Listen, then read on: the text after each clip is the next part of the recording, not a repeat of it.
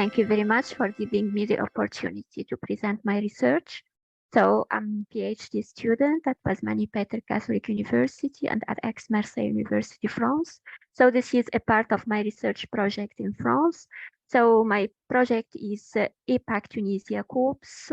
So I collected the first Tunisia corpus in order to identify or to investigate English spoken in Tunisia and to try to identify the characteristic features of English spoken in Tunisia at the levels of phonology, morphosyntax, and pragmatics.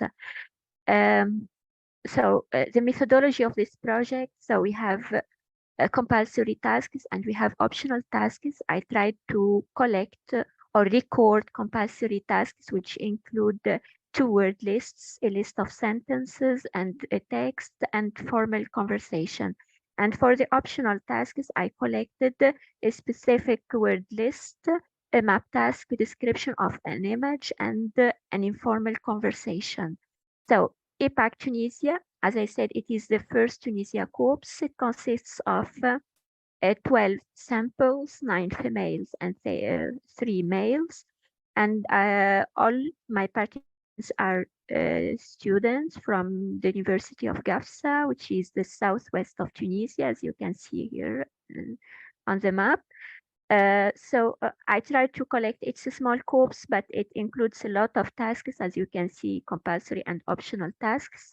So based on the preliminary results of the collected corpus, I identified some features of English spoken in Tunisia at the level of phonology, morphosyntax, and pragmatics. But the interesting point is that the results from the corpus show that there are some common features, that is, my corpus or the features I found in my corpus are the same, are similar to features I found them in the literature.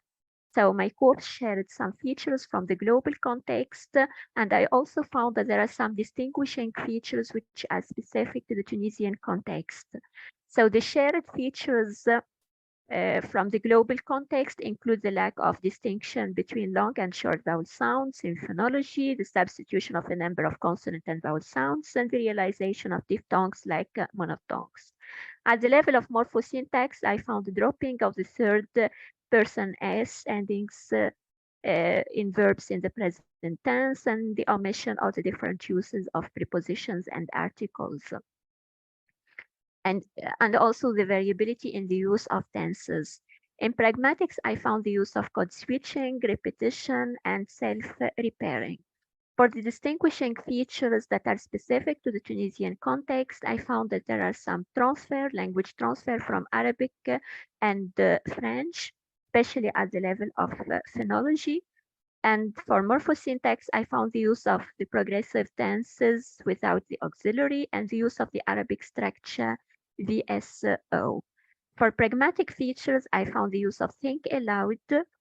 For example, in my some recordings, when I did the formal conversation or even in the informal conversation, I noticed that the participants, before answering some questions, they just thought aloud, that is to collect their data and then to answer the questions. And I also found hesitation. These are just some preliminary results from my corpus. We are still working on it to identify more features. And as I said, what led us to work on this is the interesting result is that the Tunisian context is very rich linguistically, but we also found that the participants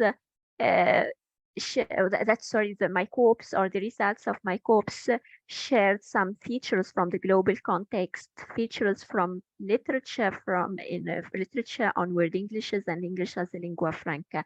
And we also have some unique features specific to the Tunisian context. So as you know that every study has some implications for language teaching. So I think that there is a need for a paradigm shift that goes beyond the monolingual teaching approaches. We need to think about the different varieties of English and how to integrate the different varieties of English in teaching or in language pedagogy and even language assessment and language policy. We need to think about all these. There is also a need for raising awareness of local varieties of English and to think about ways how to teach English in the outer and expanding circle countries. There is a need to promote intercultural awareness using comparative perspectives in presenting materials. And I think this is a common need because, as I said, that since we have some shared features from the global context, so even in other contexts, you might find that there are some other common features. So there is a need to think about some materials, some teaching materials in order to integrate this diversity, these new varieties of English. We need also to acknowledge and promote language variation and language diversity, which is very important. Raising awareness and acknowledging this diversity is important through teachers' professional development, testing and assessment, curriculum and material development. That's why I see, I need that, I said that we need to think about language pedagogy, how to teach English, how to integrate aspect of English in our classrooms, and we also need to think about language assessment and language policy.